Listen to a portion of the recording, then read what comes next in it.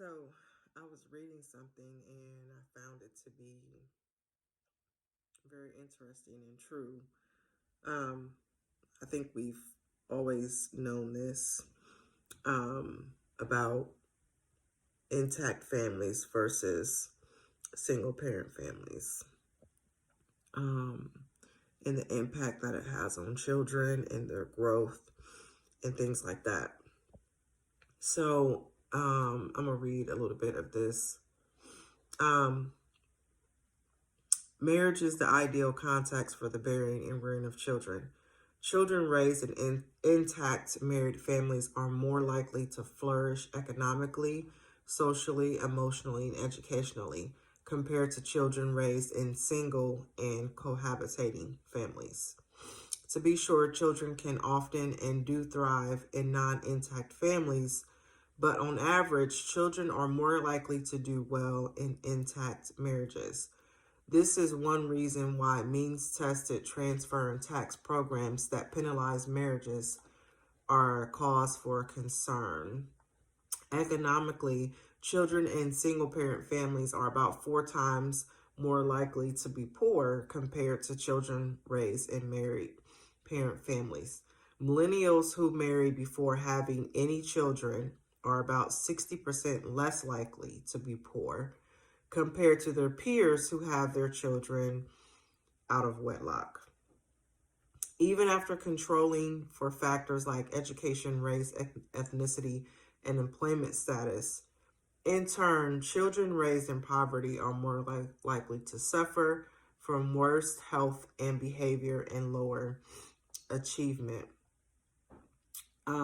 Socially and emotionally, children are less likely to get in trouble or face difficulties when raised in intact married families.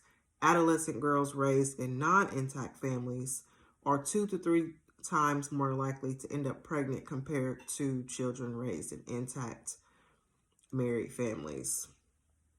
And it goes on.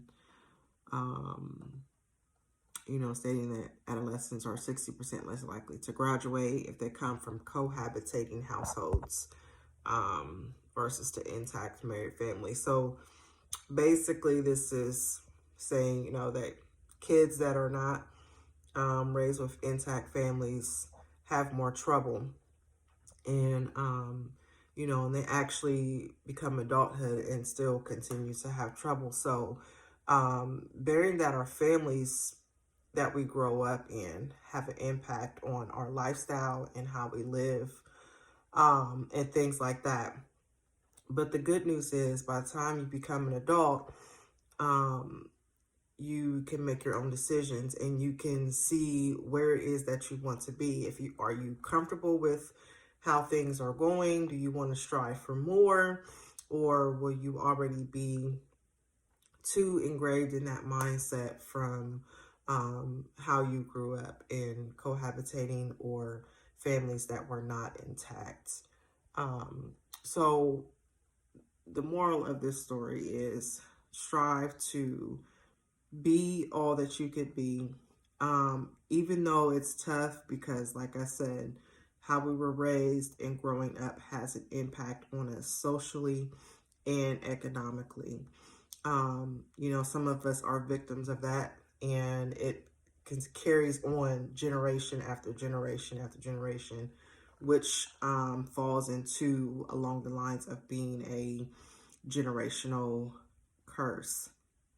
And you could be the one to break that. You can be the one to, break those chains and be someone in your family. Maybe be the first to get a college degree. Maybe you'll be the first to have children in wedlock instead of out of wedlock.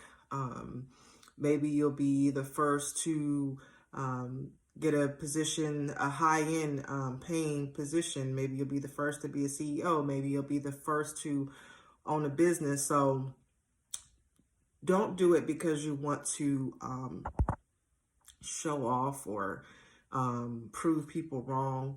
Do it for yourself. Do it for God.